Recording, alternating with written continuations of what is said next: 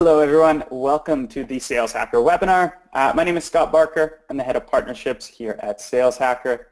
We're very excited to be discussing the number one reason sales leaders miss their numbers and what to do about it. Before we jump into introductions, I wanted to take care of a few housekeeping matters. So we will be recording this session and it will be available afterwards in case you need to jump off or you feel like you have a colleague that would really benefit from this session. Two, as you know, we love our webinars to be super interactive. So with this in mind, we just ask you two things. Feel free to go to the chat feature, introduce yourself, your name, your title, your company, the size of your sales team. We want to hear from you. Our panelists want to hear from you. So please ask questions as we go through the webinar. We will either ask them right in the moment if they're relevant or at the end, depending on how the conversation's kind of flowing. So now that we have that out of the way, I'd like to introduce our guest presenter. I'm joined by Amit Bendov, co-founder and CEO of Gong. Gong is a conversation intelligence platform that is truly taken off right now and quickly becoming a must-have for any high-performing sales organization. Amit, thanks so much for joining us. How's your Tuesday going so far? Hey, it's going great, Scott. Pleasure to be here. How's it going? It's going really well. Excited for this presentation to dive into it. I think it's going to be a hot topic. But before we get into it, Amit, do you mind telling us a little more about your background? Sure. So first, we're in a conversation business, so I'd like it to be more of a conversation, a presentation. Presentation being me doing talking and watching some silent background, but by all means, we'd love to get participation from the audience. Questions, opinions are all good. So Gong is my first company. I've led 3 enterprise software companies before, and mostly in sales, marketing, and as a CEO. 3 companies achieved over $1 billion in shareholder value combined, and Gong we just started a couple years ago, and we're very excited about the response that we're getting in the market, and we're sharing a lot of the insights of things that we're finding, and that's a very exciting ride. Some of the conclusions or the findings that we're going to share today are things that we've found, and you could read a lot of it in our blog posts and our LinkedIn, and my entire career has been about helping sales and marketing folks succeed.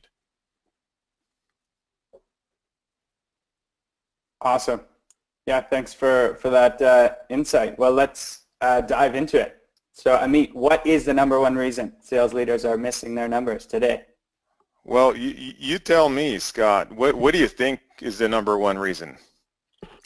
So, having seen some of the slides here, but I would most definitely agree, there's this big gap between how we want our sales team to perform and how it's actually performing. And I think that comes from, a few things. One being, lack of coaching and, some expectations that are very high without, putting the effort in to get them there. All right, that's pretty close. So first, you see I deflected the question with another question. But so it used to be most salespeople, a lot of them, if you ask them, why are we not hitting our numbers, they'll say it's the leads, right? We need more leads. We need fresh leads. We need leads with bigger leads. The leads are weak. That's not a huge problem anymore. For most companies, there's been a massive investment in marketing automation, marketing methodology. There are hundreds of tools that will generate leads, trillions of dollars being poured into generating traffic, leads, opportunities. There are dialers that will get connected to almost anybody at a click of a button, but still companies aren't hitting their numbers, and most salespeople do not hit their numbers. That's a fact. It's not an opinion.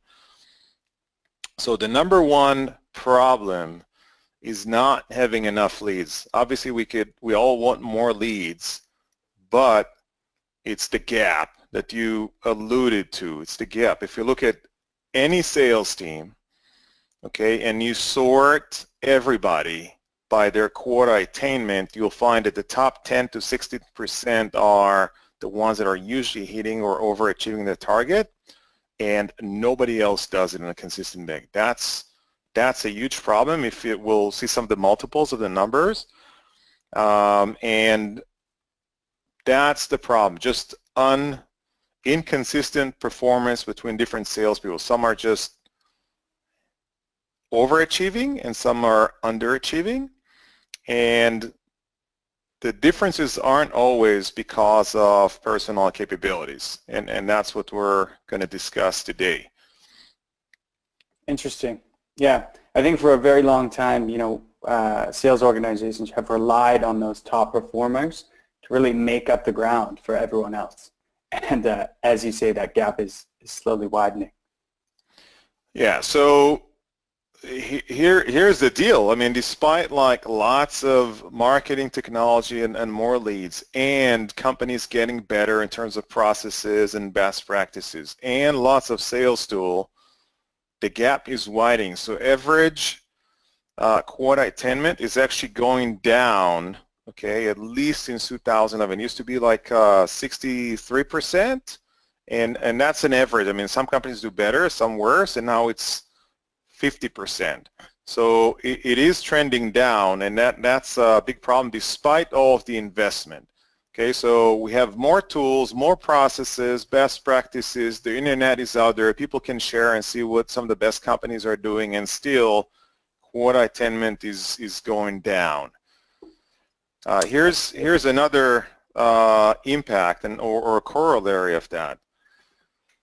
Okay, hundreds of lost deals. So every VP of sales, okay, would tell you that, okay, if I need to hit like $100 million in sales this quarter, then I need at least like 4x or 5x pipeline, which means you're generating, for every opportunity you're winning 4 that are destined to be lost just by design, and nobody's asking why. So that's hundreds of deals are lost for no good reason.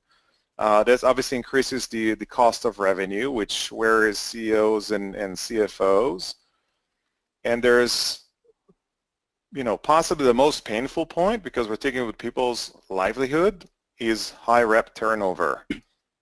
Right. That's obviously sad for people who need to change jobs, and it's extremely costly to a company. On average, every rep turnover would cost you about $100K. I've seen companies where it's close to $200 or $300K with recruiting fees for the replacement, training cost, what you're paying them in the ramp up time, and not to mention the lost opportunity when they're not succeeding.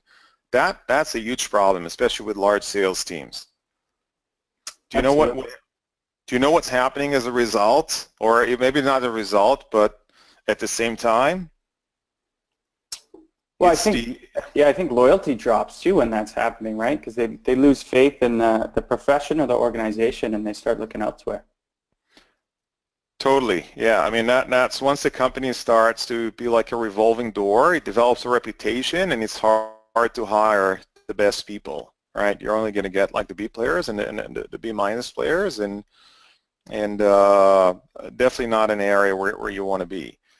But another interesting fact, okay, that the average tenure of a VP of sales is actually going down and almost taking a nosedive. It used to be 26 months or a couple of years and change in 2010, and now the average is 19 months.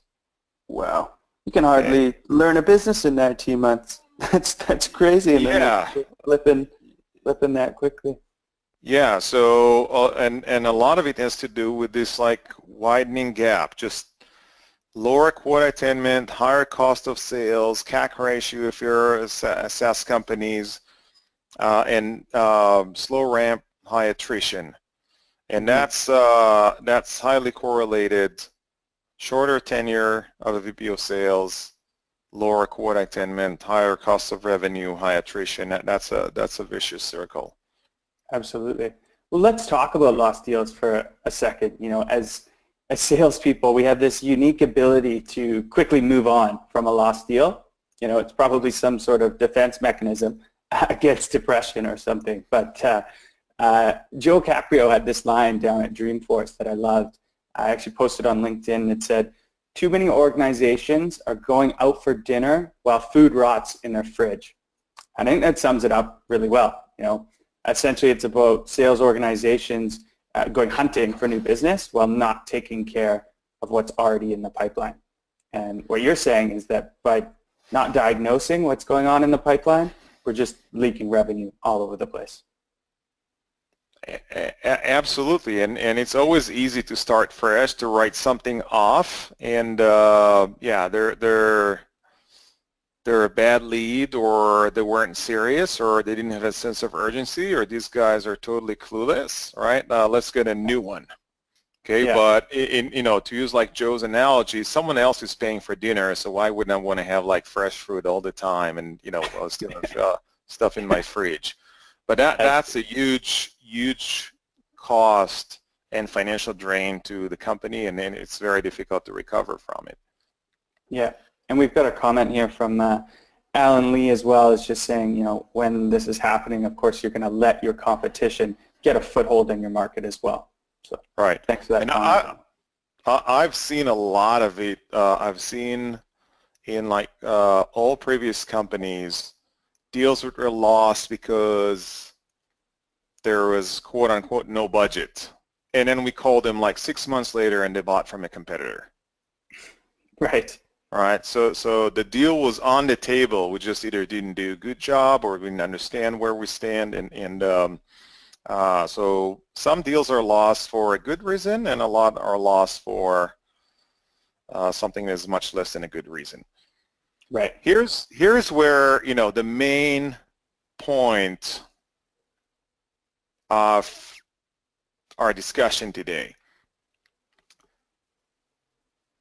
The highest impact would be to focus on the middle of the pack of your team. The A+ players, they ain't broken, so they don't need to be fixed.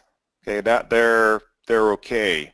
And plus, there are a few of them, so if you improve them by 5%, that's not really what's going to move the needle, right? Mm-hmm. And the people that at the total bottom, again, maybe they shouldn't be at a sales job. Okay, there's not a lot. I mean, you need to invest a whole lot and see little returns, if any. The biggest impact would be to focus on the 70 or 80% that are right there in the middle, okay, and to identify what you can do to improve them, okay, and that's going to have the highest impact because first, the sheer number. So if let's say that you have 100 salespeople and you focus on 80 salespeople and multiply 80 by, let's say, $500,000 additional revenue per year each, okay, you're talking about 40 million versus some of the other teams are much smaller and you can have much things. So these are people that are coachable, and even if you don't get them to an A+, and you probably will not get them to an A+ level, but move from a B- to a B+ or B, I mean, that's going to have the highest impact on your top line and also going to require the least amount of investment. That makes total sense. I've never actually thought of it that way. We've actually got a question here from Max. And it's about, isn't training required to retain your top reps? There's different training and coaching. So even the top athletes, even if you're LeBron James or Steve Curry, you could get better. Okay, that's coaching and honing the skills, but that's not something that you don't want to do. Is it will not have the highest impact. But there's training. If we're training people about a new product or a new competitor, I mean, that definitely everybody should be trained. Okay, so I would differentiate between training, which is like learning new things, subject matter, new techniques, new tools. I should always do. And coaching, yeah, I mean, there's benefit in coaching the A+ players, but if you have to choose, focus on the middle of the pack. Got it. Makes sense. Any other questions or comments from the audience? I think we're good as of now, but I'll keep them coming as they come. Thanks for the engagement. Okay, so we're going to start in some of the things. So we looked at the gap, we looked at where we need to focus, and we'll start some of the differences that separates the A+ from everybody else. Sorry.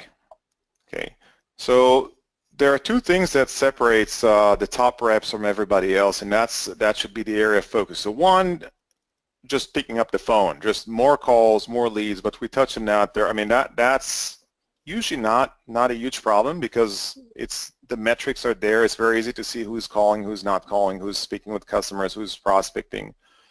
But the biggest difference is what's happening when the reps engage the customers. How they speak, do they ask the right question, do they qualify in, do they qualify out? Do they follow up? Do they have like clear next steps? Do they close? Do they speak with confidence? Do they speak with energy? Do they differentiate? That's what separates the top reps from everybody else. It's the conversations. It's not about making more calls, or at least up to a point. It's about having better calls and better conversation with customers. We've analyzed hundreds of data points, okay, and we have probably the largest database of sales interactions in the world with millions of calls and conversations. And we analyzed non-conversation related differences, like how many calls, how many activities, and people are making, and they do make a difference. Obviously, if somebody's totally slacking and another one is working day in and day out, it does have an impact, but the differences aren't very large. And then we've seen, for example, SDRs that are making 70 dials a day that are bringing in more deals, substantially more deals than people are making 150 dials a day. Mm-hmm. Okay. I've seen that, yeah, throughout my career. It's definitely not always quantity. It's typically the quality for sure. Exactly. So when they get someone on the phone, they can ask the right question, they can create interest, and they can move to the next step. And that's an SDR example, but a lot of it, just applies to account executives, account managers, and across the board. So the biggest difference is the quality of the conversations. Yeah. Let's look at a few examples. Sorry, I interrupted you. Yeah, no problem. Sorry. Just jumping in, you have to think as well, like how much effort it takes to get this meeting that, your rep may or may not perform on. There was marketing efforts, there were sales development efforts, banner ads on LinkedIn, whatever it may be. It can be quite costly to get to that initial meeting. And if your rep's not showing up ready to play, it can be costly. Yeah, I think the numbers that I have, the average cost of a B2B sales opportunity is about $1,000. Wow. Just to get the initial opportunity. If your win rate is 1 in 5, that's about the average. So you're paying $5,000 right out the gate just to get that deal. Okay, so that's a lot of dollars. For some companies, it's a little cheaper. For some companies, it could be like a lot more expensive. Okay, so but just as a ballpark. But we spoke about the difference in the conversation. Let's look at a few examples. What separates the top reps from everybody else, and what creates that gap?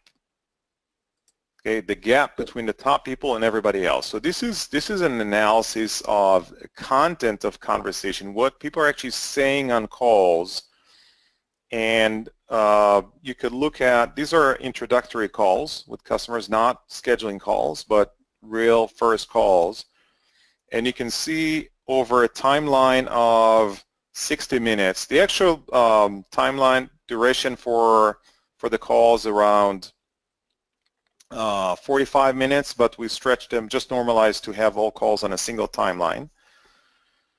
And you can see the different behavior of the top reps, which are the blue, and these are, mind you, just the top 10% or so, and everybody else. And here we monitored when do the reps discuss pricing in their call, like beginning, middle, or end.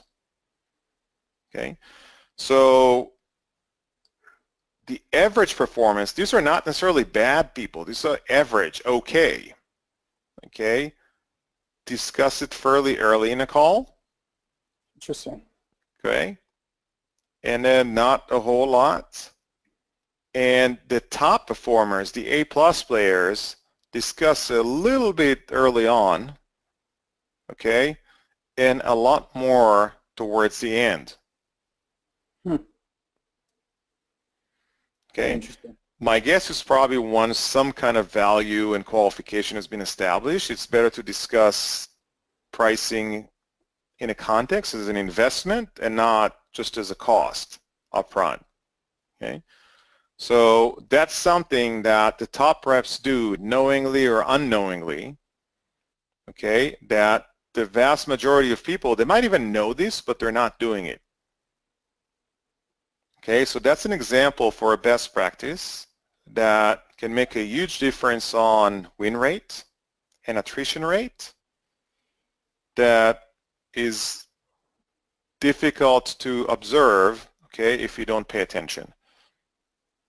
Okay, here's another example, and that's a pretty popular topic these days, listen-to-talk ratio.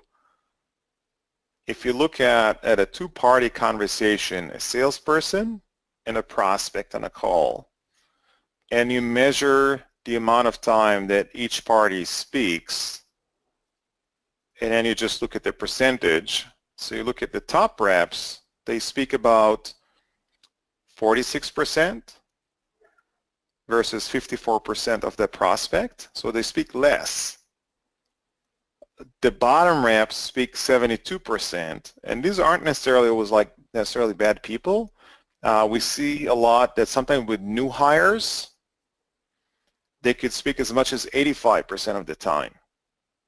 Wow. Yeah, sometimes you get those nerves on a call or something, you know, a new rep, and they'll just, they'll talk your ear off, and it's not even necessarily adding value, it's just feature selling, or, you know, that's when it gets long and drawn out. Right. They feel less secure, that they feel they have to repeat everything that they've learned at boot camp and walk people through every nook and cranny and talk their way into success. But that's actually counterproductive, and the average reps are not too far off. They're at 68%. That's crazy. We've actually got a question here from Lynn as well. Great. Relevant. Do you have any exercises that you do that helps reps learn to listen more? There's a very simple technique. Just let them count to 3 before they respond. That's one exercise. Because I love that one. the prospect, yeah. And the other one is what I do for some of the reps. I say for every call they need at least to have at least one single word response. Okay. So the customer asks, "Do you have that version in blue?" And most people say, yeah, we have that, and by the way, you can also customize the heck out of these other features, and then it goes into like 90 minutes, okay? And a single word would be yes or no, okay? Yeah, so if you practice just one at least for one call as an exercise, just try to get at least one single word response. Great. I love both those examples, and I've used them both, and they definitely work. It's amazing how much more people will divulge if you just let them keep talking as well, with that 3-second rule that you were talking about.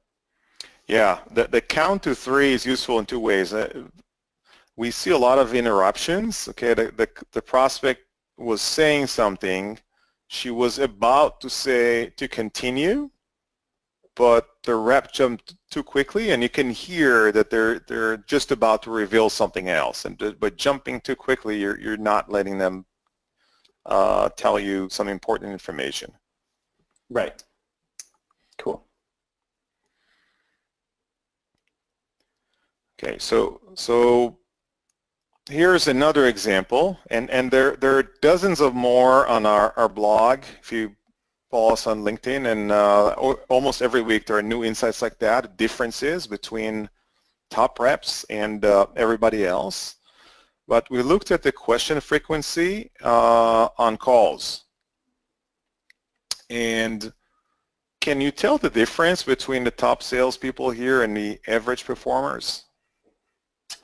Absolutely. This is actually one of those slides that kind of really resonated with me when we spoke about this earlier in the week. Is you can tell, the top salespeople are just being so much more conversational with their questions, whereas, the average, it looks like they've got a script and they know they have to bang out a bunch of questions at the beginning. I thought this was super interesting. Yeah, so you can see that the average performance, the questions are much more front-loaded, and we all know that checklist, 20 questions, check all the boxes, how many servers do you need, and what's your timeline, and what KPIs, and what keeps you up at night, and all those things. Mm-hmm. It doesn't mean that you shouldn't ask them. Where the top salespeople, it's much more even. You start with a few questions, you're having a conversation with a real person, and then you weave in some questions as you go and not cover your checklist up front. Okay. Very cool. So we've looked at like 3 very important parameters. There are dozens of more, ways that you could improve the performance of a rep just by looking at the patterns of your top reps, because they know what they're doing, or they don't know, but they're doing something right. And if you copy like 1 or 2 or 3 or 4 of these successful patterns and implement them across the middle of the pack, that'll really move the needle and have the highest impact on performance. Okay. The reason, so I'm guessing that a lot of what we've discussed today is known to most people in the audience right now, right? I mean, we know that you shouldn't front load a lot of questions, that you should listen more than you're talking, that you should discuss pricing in the context of value, right? You're not selling commodity, you're selling an investment. Why does this problem persist? And the reason is very simple. Most of the metrics that salespeople measure are measuring activities. I mean, there's obviously the close rate or the won deals, which is the result. But along the way, we're looking at funnel metrics and activity metrics. So funnel, how many opportunities, how many per stage, and then activities, how many calls, dials, emails, all those things. But they kind of measure information about information. The most important thing, what are customers saying, what are salespeople saying, and are they aligned? That's very hard to measure, and there's a blind spot. It's very difficult to know with the amount of conversation that are going on, are they good or not good, or what to do about it. It is as simple as that. If you take an average team lead, they might have 8 salespeople under them. Sometimes could be a dozen, and they're having anywhere from a few calls per day to several dozens in some high volume businesses. and there just isn't enough time in a day to know what's going on. Right. And all you really get left with is the subjective version of what happened in the CRM after your, they logged their details from it. So Right. Right. So instead, here are some of the things that the people are doing that are still valuable. I mean, they're not good, but they don't solve the root cause. So we discuss about, more marketing, more leads. I mean, that's, having like a dinner restaurant, well, the food is rotting, okay, to borrow Joe's analogy. Sales training. Sales training is good. I mean, it's extremely valuable, but it doesn't solve the problem because the problem is the execution of that training. There's no follow-up. Coaching. Coaching is also good and it is helpful, but again, if there's no follow-up, it's like coaching a team how to win a game and not watching the game. Hire only A players. I mean, that's BS. Nobody hires just A players. There aren't enough. Yeah, if you have like a small team, it's definitely doable. Big companies that tell me we're all A players that either are clueless or they're lying. I mean, just there aren't enough, and that's really not a solution. It's only feasible if you're a very small company. And a fine-tuned sales process, I mean, again, that's good to have the right follow-up and the stage and all of that. It is critical, and without it's hard to do, but that's what everybody does, and still we have that gap, that big performance difference between the top reps. It does not address the conversational patterns. Okay, so the solution is really simple to state. I mean, if we have the difference in conversations between people, so here's a three-step process. First, reveal and replicate what your top reps do. And there are different ways to do it. You could interview people, you could observe, you could listen to their calls, but whatever it is, just pick like 1, 2, 3, 4 a dozen best practices to do on an ongoing basis. Correct the behavior of the middle of the pack. Perhaps bad behavior is a little bit harsh of a word, but counterproductive, right? Right. You don't listen enough. 85% talk time is not good for anyone. It's a bad buying experience. The rep isn't going to be hitting their numbers, and you're not going to be hitting your numbers. Okay, so that's something that should be corrected. We gave a couple of exercises here, how to get people, and reinforce successful behavior. So praise people. If you've seen someone who moved from 85 to 65, or they start to articulate the value better, or they discuss pricing in the context of a value and not just commodity pricing, reinforce that. Share that with the team. Give examples of the doing and praise, and reinforce that behavior in any way that you can. That's going to create a virtuous circle. So figure out what your top reps are doing. Align the middle of the pack. Don't worry about the bottom. Don't worry about the top. Just the middle of the pack, and reinforce that successful behavior one practice or a couple practices at a time. I like that. And we've got another question here that it sounds like you kind of just proactively answered, but it's Carol who has one of her reps that is really struggling to be conversational, and she just wants some tips how to help, which I think you did a pretty good job here. Yeah, just listen to a lot of calls, or have him or her listen to her own call and identify where she's talking too much.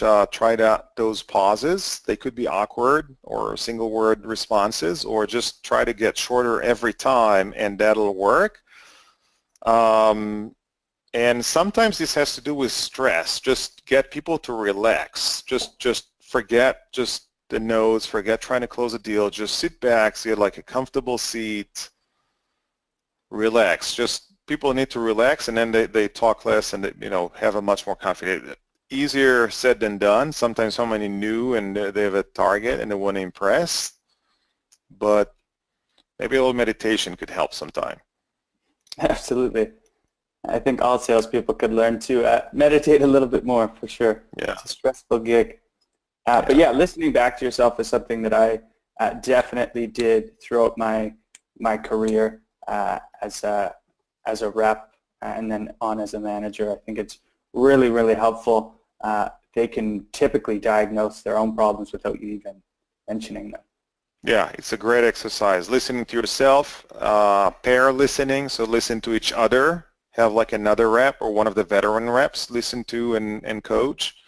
There are a lot of ways to go about it, but the key is really to getting visibility into the conversation, not the number of activities. You should still measure the number of activities, okay, as a first step. But if you want to diagnose, you want an X-ray, not just to check the pulse, which is like how many dials, but what's happening inside the heart.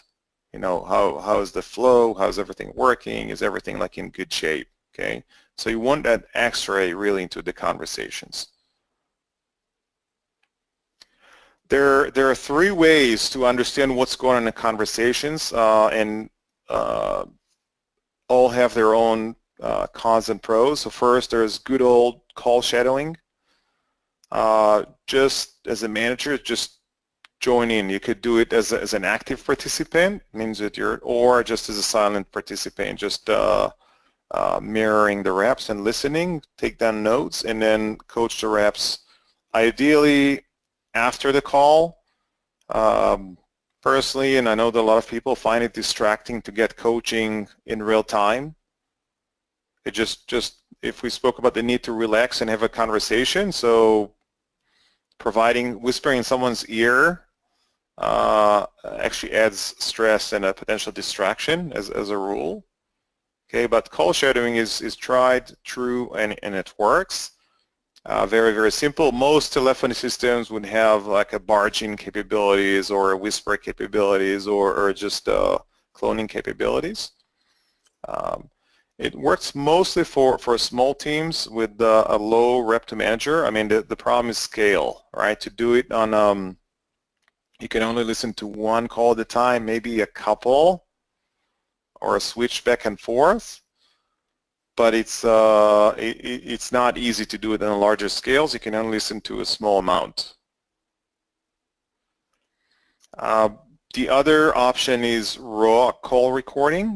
This is already one step forward because you don't have to do it in real time. You could find a few calls and do it at some of the free times that you have and usually process more calls. Most players can even accelerate some of the playbacks. You could listen at faster speeds or skip parts of the conversation. And that's very good solution for SDR teams. Usually have shorter calls that are not very difficult to and a much more repeatable pattern. So you can kind of like half listen and listen quickly to a lot of calls. Okay, so the first one is real time. Raw call recording is offline. Some call it like the fancy words like asynchronous. You don't have to do it at the same time, and it has a lot of advantages. You could play back and forth. You can skim quickly, and that's good for SDR teams. And the third option is using technology to really use transcription of the call, so you can quickly first find the calls that are interesting. One problem with the first two approaches that you don't necessarily find interesting calls or calls that have coachable moments. With SDRs, you could listen to 2 hours of IVRs and org navigation and without having something that is substantial to coach on. Definitely. Okay, but with conversation intelligence, you can actually extract all the calls quickly and see, okay, this call has objections, or this call has competitors, or this call has our new product that we just introduced. Let's see how people are presenting it. Interesting. Okay, and it's a lot faster. So that's on a more scalable. These are calls that are more complicated for salespeople. That you could do it on a much larger scale and faster. But all three are good and a good step forward. Without that visibility, without listening to calls one way or another, you will not find where the differences here are and how you need to focus on the middle of the pack. Nice. And we just have a clarifying question here from John. Can you give an example of a positive non-conversation data point? Non-conversation, yeah. So it's as basic as following up quickly. Okay. Just if you said you finished the call, say I'm going to send you these 3 things, do it now. Okay, that's a very important behavior. It's basic, and it's amazing how many people just don't do it. Another one, so I gave the examples of SDRs doing fewer dials but more qualified appointments. So some of it is what they say, but also calling the right leads, the right people.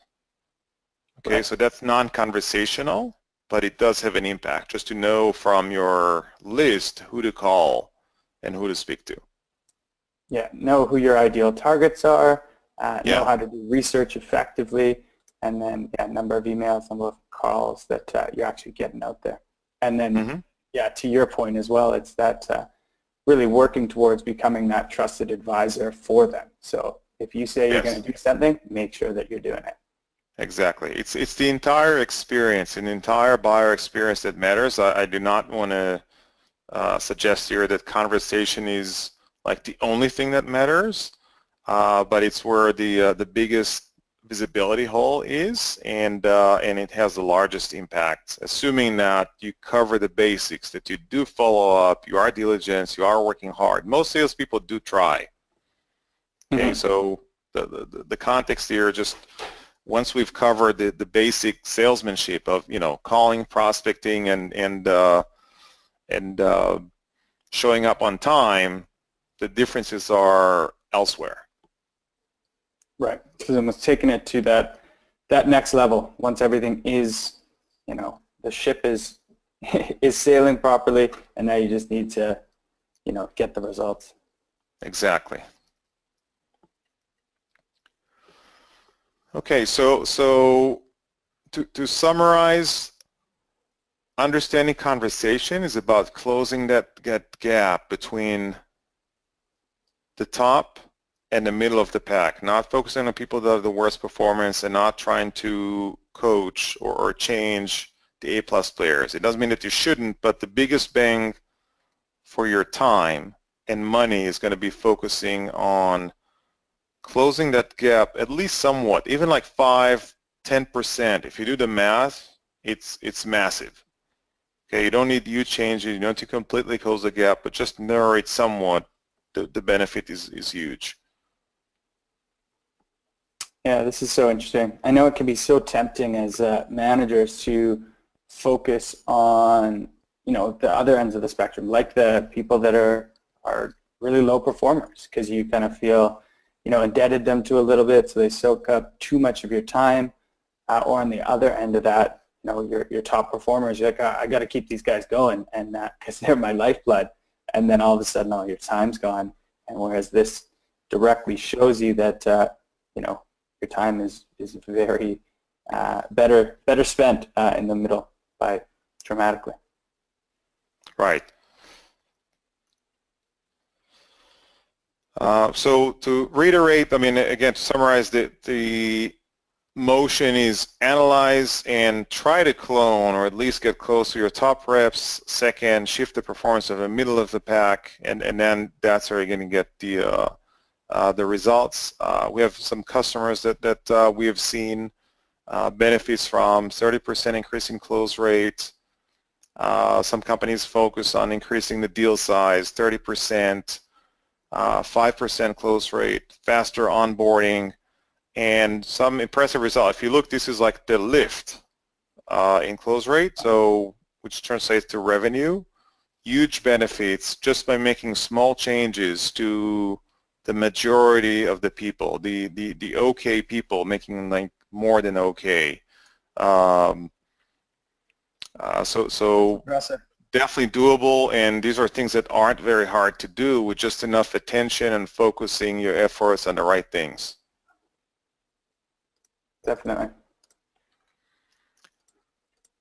Yeah, so that's all for now. I mean, we'd love to take any additional questions, or perhaps someone from the audience want to share like an example where, something that they've tried or that worked or didn't work, and share it with the audience.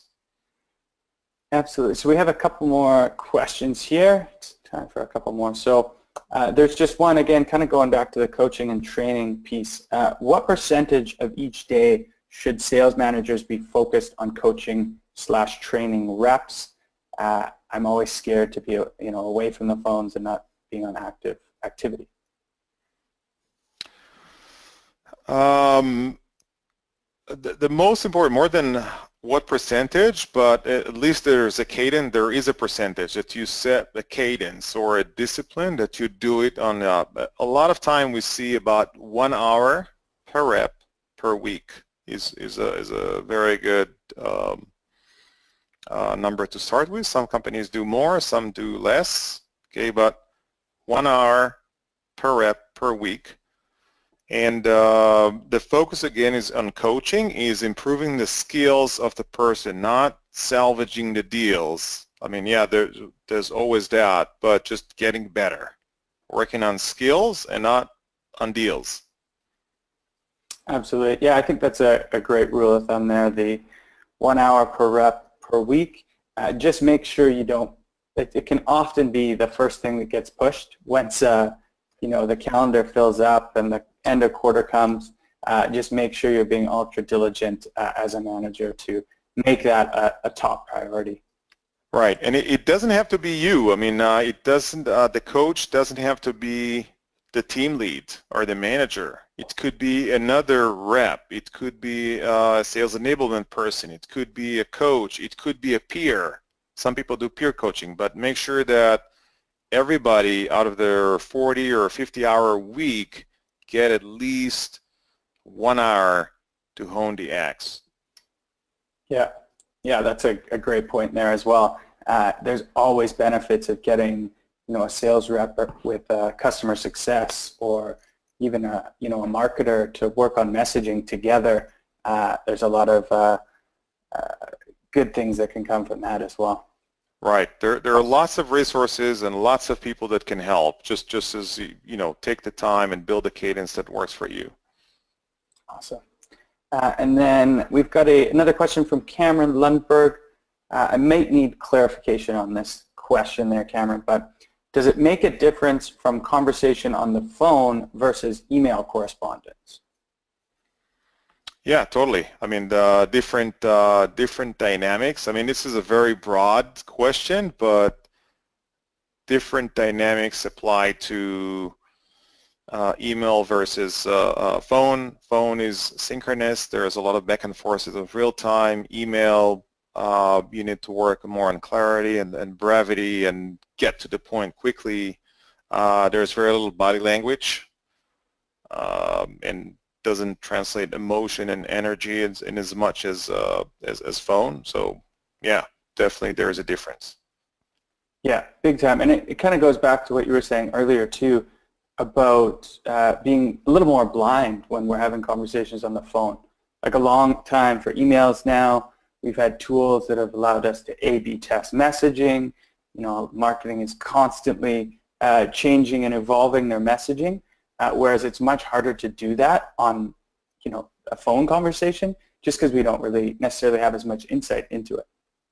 Actually, there is what I call a blindness scale. So, and it goes from face-to-face meetings, video calls, phone calls, email. Okay, so the most amount of expression and sight is obviously in face-to-face, then on video calls, then phone calls where you can hear and converse but not see. Okay? Right. And then email where the conversation is asynchronous, so there's very little emotion and you can't hear. You can just read words. Makes sense. Interesting. Awesome. Well, yeah, that looks like, let me see if there's not missing anyone. Oh, there's one more from John here. Is there any issue with recording conversations with prospects? Yeah, there is. So I'm guessing the allusion here is to consent, and you should, as a best practice, always require consent. Let customers know that you'd like to record the session and get their permission, and if they say no, then you shouldn't. So most of our prospects record the calls. There is an announcement, hey, would it be okay before we start that I record this instead of taking notes? And 99% it's a non-issue. Most people are totally cool, especially in B2B, and definitely in consumers. You know, any company you call today has their call recorded. It is an issue. If you don't ask, then, you know, I do personally see it as an issue. I mean, it's even if it's legal, it's not ethical to do it. So just be open, transparent, upfront. It's totally cool. Absolutely. Would definitely agree. All right, Amit. Well, yeah, this has been really fun. Thank you so much for your time, as well as, of course, our audience for jumping in. There's some great questions today, some great engagement. But before I let you go, Amit, was hoping you could, you know, just share with the audience a little bit more about Gong and how you're helping salespeople today. Sure. So first, I enjoyed the conversation. I'll measure my talk time right after we get off this call, Scott. But please provide the feedback to me. Yeah, as well. I might have front-loaded my question. So Gong helps you get visibility into the conversation of your team. It's just analyzing what's being said on the calls, what the conversation is like, looks for anything from topics being discussed, words, questions, objections, competitors being mentioned, and then helps you see the differences between the top people and everybody else and close that gap. So very simple solution to try and buy and try it out. Cool. And if people want to get in touch with you, what's the best way to do that? LinkedIn is probably the easiest way. Amit Bendov, there's only one of me. And or amit.bendov@gong.io. Just shoot me an email and I'll be happy to get in touch. Fantastic. Thank you again for your time and insight, Amit. And to everyone. Thanks everyone. Yeah, thank you very much. And good luck. Cheers.